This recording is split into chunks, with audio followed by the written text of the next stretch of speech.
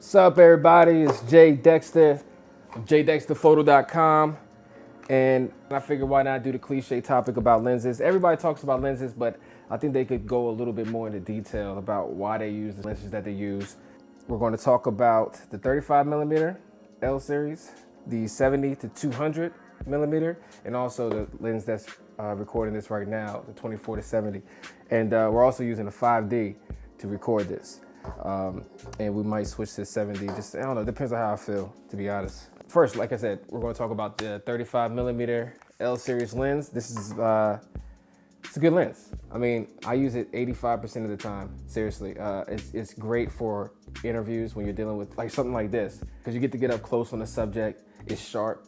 The contrast is great on this lens. I mean, if you have never shot with an L series lens and you pop this on your camera, your T2i, your 7D or 5D or anything, you'll immediately notice how crazy this lens is. The color is amazing. It's wide, but it's not too wide. So you can actually get up close on the subject when doing a photo shoot and their features won't be distorted.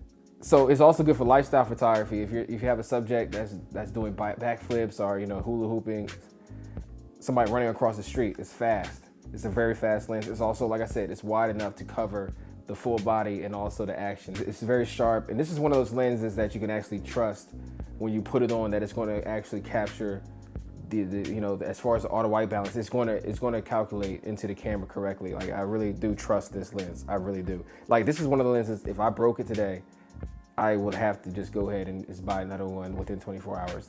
I need this lens. This is by far my favorite lens. And I've owned the 50mm 1.2. I returned it because I felt that, you know, between these two, the 50mm 1.2 and this one, I preferred this one. So now, if you're wondering why the shot is wider, it's because now we're using the 35mm, same position as the 24mm if you want to compare. No, actually, we didn't shoot wide on the 24mm, so that wouldn't be a good comparison.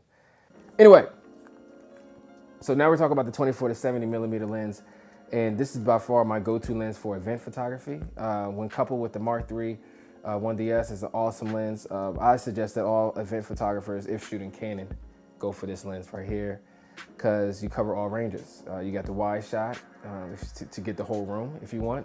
And then you also got that zoom in case you want to be evasive and you want to be, you know, standoffish to the side and you know, shoot at 70mm. For video, it's an awesome lens because, like I said before, it gets wide.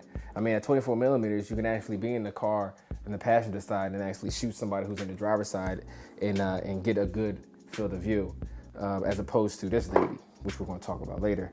But so when you're dealing with video, there's limited camera shake on the 5D. I know that's an issue that a lot of people have, is when you shoot, especially with a 70, if you shoot with a small frame, you're going to see camera shake throughout the video if you're handheld.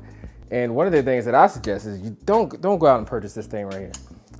Don't go purchase this, because it's a waste of money. In fact, I'm selling mine. And it's like $400 on the market.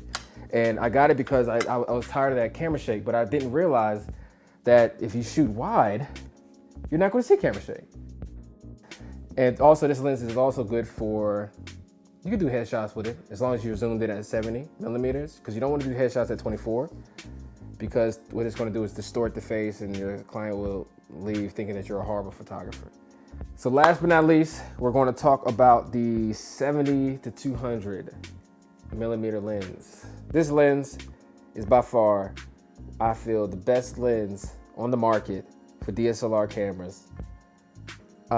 It's sharp.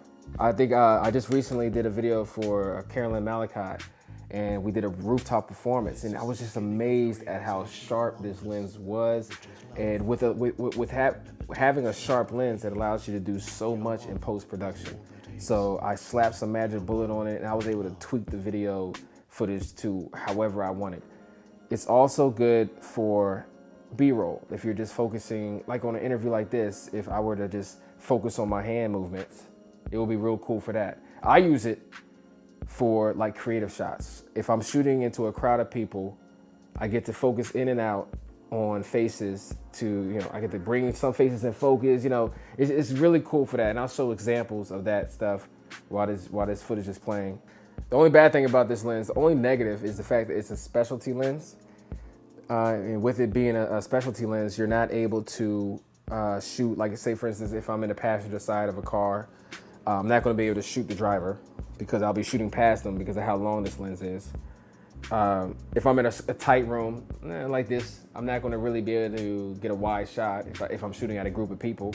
So it's really used for special situations. Also with this lens, you could use it for interviews. Well, no, I take that back. You can't really use it for interviews, but there's a shot that you can get with this lens that you can't get with any other when doing interviews. And that's that closed in shot. When you get real tight on the subject's face, you blur the backdrop and you just, all you see is the subject's face. It's real cool for that too. But I think by far this is the best quality lens that you're gonna find on the Canon market.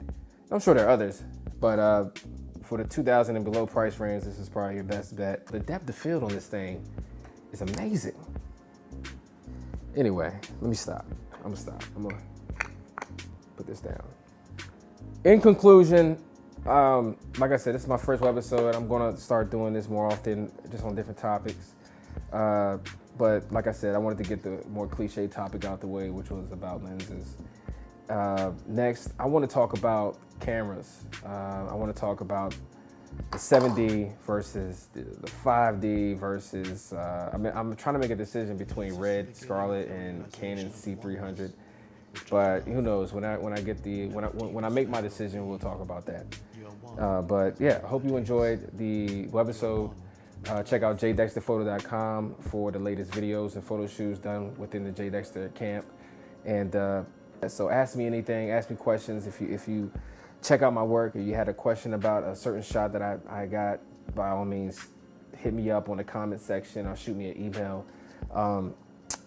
As far as how you could follow me, you can check me out at jdexterphoto.com, or you can follow me on Twitter. My Twitter is jdexterphoto, and my Facebook, and I'll post the links right here.